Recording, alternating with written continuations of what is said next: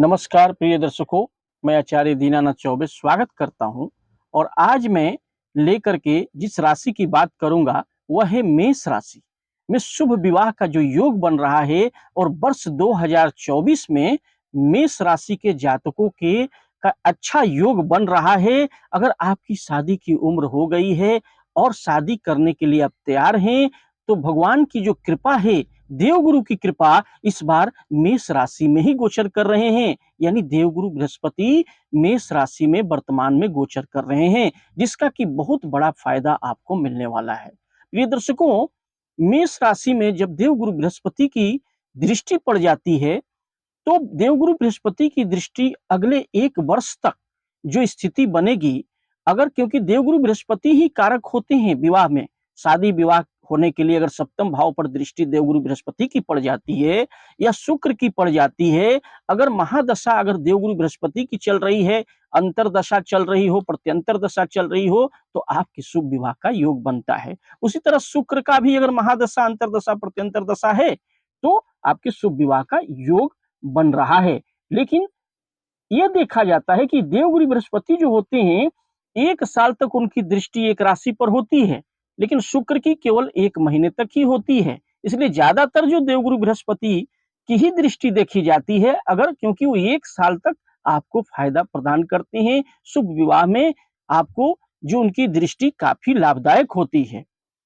गुरु का जो गोचर हो रहा है, यह हमें जो जानकारी चंद्र राशि से, यानी अगर आपकी चंद्र राशि मेष राशि बनती है, तो यह कुंडली के अनुसार मैं आपको जो बता रहा हूं, मेष राशि में जो गुरु गोचर कर रहे हैं, यानी देवगुरु बृहस्पति का जो गोचर हो रहा है वर्तमान में मेष राशि में हो रहा है, जिससे कि आपको विशेष फायदे मिलने वाले हैं। और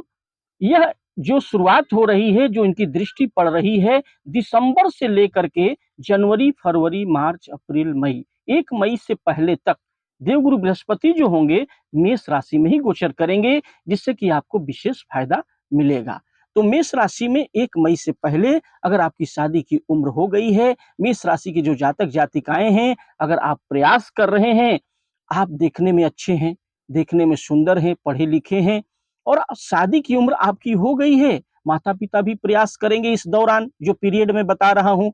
जो कि अभी से लेकर दिसंबर से लेकर के जनवरी, फरवरी, मार्च, अप्रैल, मई, 1 मई से पहले तक अगर मेष राशि के जो जातक जातिकाएं अगर प्रयास करेंगे 2024 वर्ष में, यानी 2024 साल के अंदर 1 मई से पहले मेष राशि के जो जातक जातिकाएं हैं, उनके शुभ विवाह का योग बन रहा है। आप प्रयास करेंगे तो आपको जरूर सफलता मिलेगी। जो मैं समय बता रहा हूं, यानी 2024 में जनवरी पड़ रहा है, 2024 में फरवरी, मार्च, अप्रैल, 1 मई से पहले तक आपका शुभ योग बनेगा। अगर उसके बाद प्रयास करेंगे 1 मई के बाद, तो यह योग कम हो जाएगा, क्योंकि देवगुरु बृहस्पति जो हैं मेष राशि से अब वृषभ राशि में गोचर करेंगे, तो उस समय आपको विशेष फायदा नहीं मिलेगा। इसलिए वर्ष के शुरू में ही आप प्रयास करें, जिससे 2024 के शुरू में जनवरी, फरवरी, मार्च, अप्रैल, यानी 1 मई से पहले आपके शुभ विवाह का योग बनेगा। तो आप प्रिय दर्शकों, अगर आप प्रयास कर रहे हैं, जो मेष राशि के जातक जातिकाएं हैं,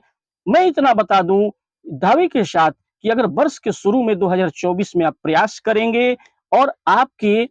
सप्तम भाव अगर किसी तरह पीड़ित ना हो, सबसे बड़ी बात क्या है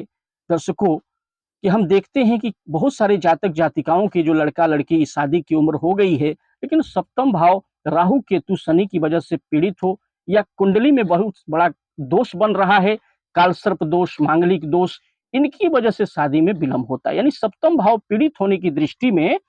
एक दिक्कत आती है और देर होते चले जाती है। लेकिन मेष राशि में अगर आपकी कुंडली में सप्तम भाव अगर पीड़ित न हो, उस स्थिति में कोई बड़ा दोष नहीं है आपकी कुंडली में, तो ऐसे जातकों के लिए जिनकी राशि चंद्र राशि अगर मेष बनती है, तो उनका एक शुभ योग बन रहा है। और देवगुरु बृहस्पति जो है मेष राशि में ही गोचर कर रहे हैं, तो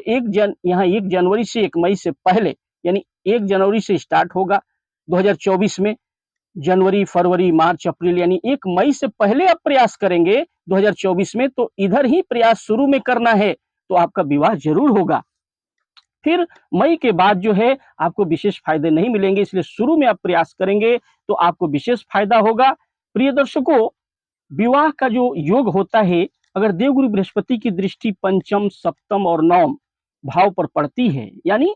पंचम जो होता है, अगर पंचम भाव पर देवगुरु बृहस्पति की दृष्टि पड़ती है तो पूर्व जन्म के जो कर्म हैं वो जागृत होते हैं। अगर पूर्व जन्म के जागृत होने की वजह से भी आपको योग बनता है, सप्तम भाव पर देवगुरु की दृष्टि पड़ती है तो विवाह का बढ़िया योग बनता है, प्रबल योग हो जाता है। और नवम भाव जो होता है वो भाग्य की दृष्टि होती है, यानी अगर आपका भाग्य सहयोग देगा, अगर तीनों ही दृष्टि सप्तम भाव पर अगर देवगुरु बृहस्पति की पंचम, नवम और सप्तम, पांचवा, सातवां, नौवां भाव पर दृष्टि देवगुरु की पड़ गई तो इसका मतलब यह है, अगर लग्न भी आपका वही पड़ रहा है, मेष लग्न भी हो, तो उसमें भी आपको सहायता मिलेगी और आपका विवाह होने का प्रबल योग बन जाता है। यानी पंचम, नवम, दसम ये तीनों जो है, सभी भाग्य भी अगर आपका साथ देते हैं, पूर्व जन्म भी जो वृतांत थे उनके भी ऊपर भी दृष्टि पड़ती है तो आपके विवाह का पूर्ण योग बनता है। तो मेष राशि के जो जातक जातिकाएं हैं, आप शुरू में, वर्ष के शुरू में प्रयास करें, और शुरू में प्रयास करेंगे 2024 में तो वर्ष 2024 आपको विशेष फल प्राप्त कराने वाला है और आपका विवाह मेष राशि के जातक जातिकाएं आपका जरूर होगा, क्योंकि देवगुरु बृहस्पति की कृपा, शुभ दृष्टि पड़ रही है सप्तम भाव पर, जिससे आपके विवाह का योग पूर्ण बन रहा है। क्योंकि अगर कोई दोष न हो कुंडली में, मैंने पहले ही बताया ही, अगर दोष न हो कुंडली में, आपकी अच्छी कुंडली है और सप्तम भाव पीड़ित नहीं है, उस स्थिति में आपका विवाह अवश्य होगा। तो मेष राशि के जातक जातिकाएं आप चिंता न करें, आपका विवाह जरूर होगा और होकर रहेगा। क्योंकि बहुत दिनों से आप प्रयास तो कर रहे थे लेकिन सफलता नहीं मिल रही थी, लेकिन अब देवगुरु की दृष्टि की वजह से आपको शुभ विवाह का योग बन रहा है। प्रिय दर्शकों, आशा करते हैं